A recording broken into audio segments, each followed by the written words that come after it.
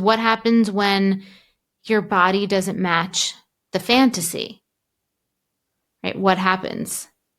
What happens is we try to control, we try to fix.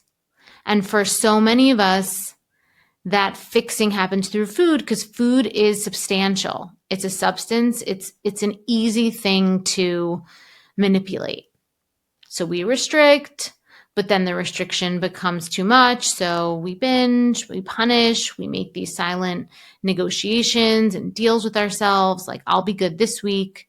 I'll eat clean until the weekend. I'll skip a meal to make up for fill in the blank, right? It becomes this emotional war between the version of you that you think you should be and the version of you who is really just trying to be and just like live. And so food becomes both the villain, but also the escape,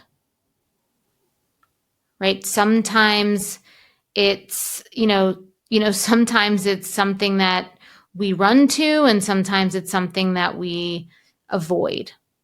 And it creates this loop, right? Like, I don't like what I see, then I try to control, but then I feel deprived, then I break the rules, and then I binge or overeat, then I feel ashamed, and then I start all over, right? This is the loop. And if it sounds familiar, I want to just normalize for you that this is not a discipline thing. This is not that you lack discipline, right? At all. It's just that your body has become this battlefield for emotional pain that was never yours to carry in the first place. A lot of times body dysmorphia is really just a symptom of a lot of messages and a lot of subliminal messages, a lot of cultural messages, a lot of familial messages, a lot of,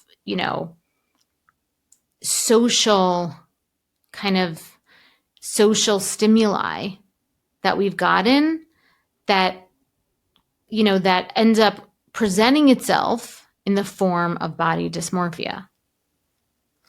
And so it's really important to keep coming back to the real reality that the mirror doesn't always reflect you, right? The mirror isn't the reality, right? The mirror doesn't reflect you, right? Like your beingness, right? Like you as a woman.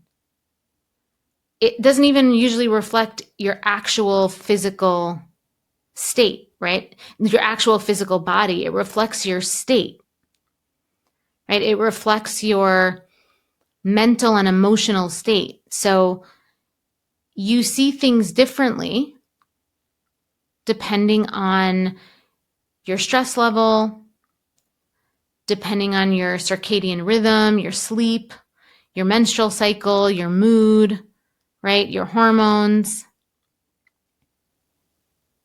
right? There are times where like I look in the mirror and I don't, and I could feel worse about my body, and then I put on my clothes and it feels the same, right? And there are times when I know that I'm feeling exhausted, emotionally raw, I'm feeling overwhelmed, and I 100% perceive myself so much more critically than when I'm not in that state. And additionally, if you grew up in an environment where love or approval or safety or recognition or validation were tied to how you looked, then the mirror became a measuring stick for belonging, right? For belonging, for actually feeling like you belong in a tribe. This is what we need as humans. And this is not your fault, right? This symptom that is body dysmorphia, this symptom of all of these things, these external applications that impact our relationship with how we see our bodies, right? It's not your fault. It's not our fault. However, it is our responsibility and it is your responsibility to start seeing through it. Right? It is your responsibility to start, being able to say, yep, this is body dysmorphia, this isn't real, and start to create space between the illusion and what truly is reality, and recognize what's going on underneath. Because until you understand that your body image is filtered through conditioning, through trauma, through nervous system dysregulation, until you realize that and start to, navigate that and create capacity for that, you'll keep chasing a version of yourself that doesn't exist. That's the truth. You'll keep staying in that loop.